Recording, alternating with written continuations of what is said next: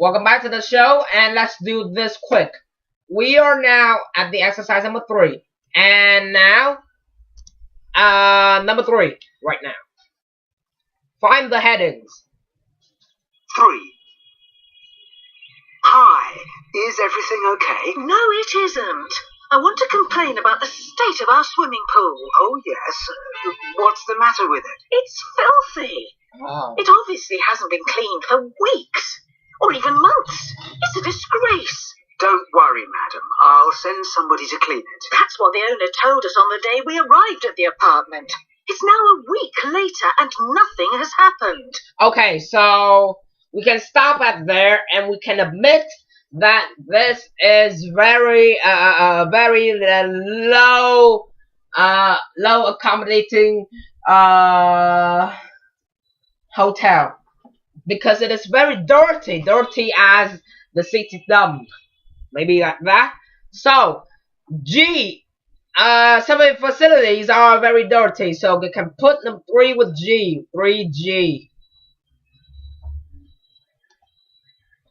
Okay, also 3G is also stands for you cannot use Wi-Fi here because we have put it all. Can only use 3G instead. So now let's go to number 4. 4. Okay. Is everything okay? No, it isn't. I'm extremely disappointed. Oh dear. I'm sorry to hear there's a problem. What's wrong exactly? The site doesn't have half the things we were promised. Where's the children's play area? There isn't one. We had to remove it because of vandalism. Oh. I'm afraid there isn't much we can do about that. And look what it says in your brochure. Every tent has its own electricity and water supply. The luxury tents do, but not the standard tents. It's all there in the brochure if you read it carefully.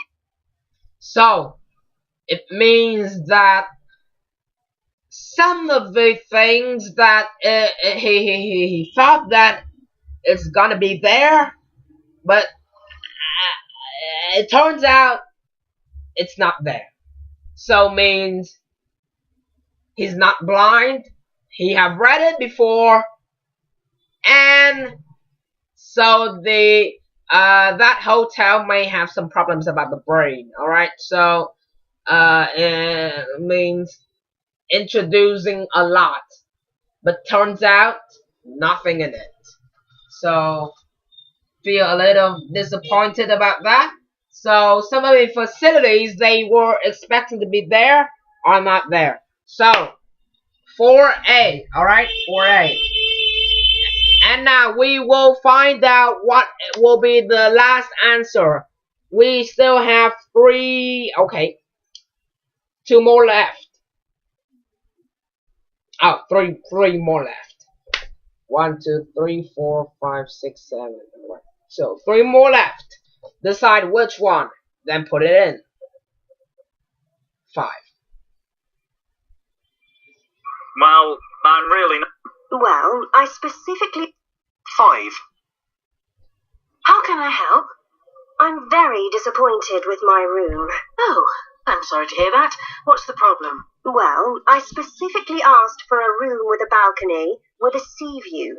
But my room overlooks the street and there's no balcony. Oh. It's not what I expect from a 5-star hotel. Oh dear. Okay, so means there's supposed to be a balcony, but no for that. So means also she said later that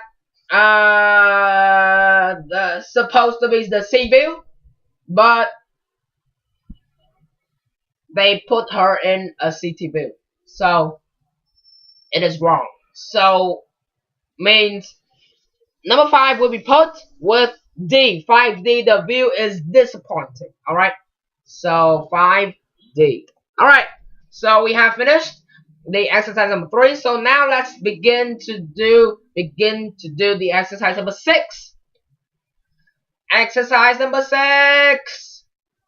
Add the phrases from the exercise 4 to the chart below. Okay, so we have 5 sections starting a complaint, sympathizing with the complaint, emphasizing your discontent, agreeing to act, or declining to act. So each section, they have some spaces of the sentences that you need to put it in. So now they ask you to put the phrases from the exercise 4 to the spaces that's still left over there. So now we have 10 spaces, means 10 sentences here.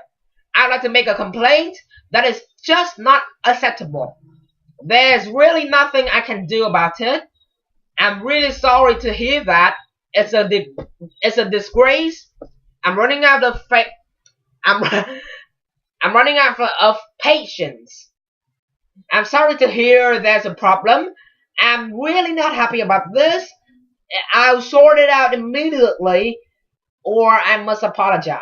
So we will put those phrases into the appropriate blanks. So now I'll do number 1 as an example. Alright, so firstly we have starting a complaint. Starting a complaint. I want to complain about blah blah blah. So that is a phrase. I want to complain about. So let's find the phrase that might have similar meaning to that sentence. I want to make a complaint. I want to complain about. So let's see. I'd like to make a complaint. Yeah, that is number 1. Right there. Number 1 matches with number 1. So now 1 here. I'd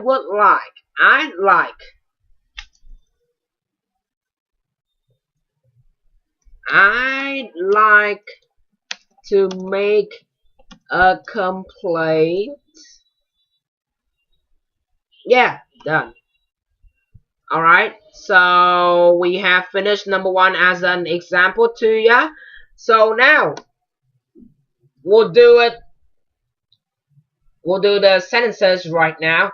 So number 2,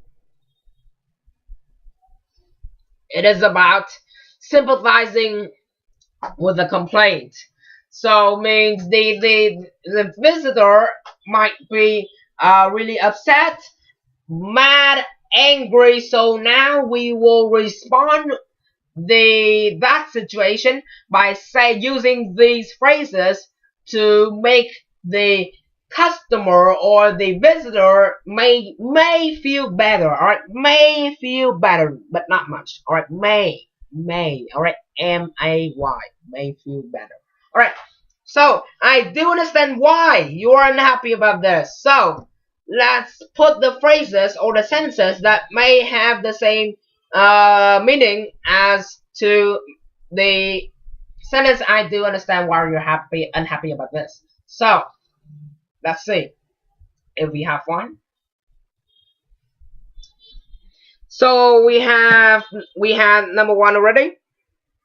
That is just not acceptable. No, that is for the visitor. There's really nothing I can do about it. I'm very sorry to hear that. Alright, so we'll put number 2 for that. I'm very sorry to hear that.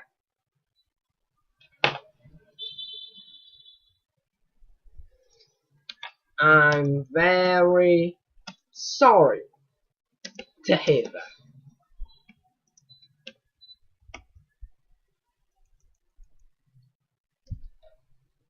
Alright, so let's go to number 3.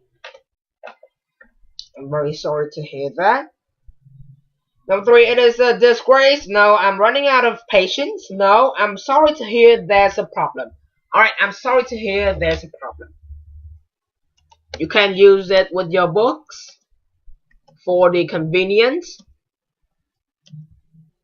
I'm sorry to hear there's a problem. Alright, so we'll be right back with the next part of the show, and we will finish doing this exercise. Then we will practice using these phrases in a dialogue, alright, in conversation. We'll be right back after this break.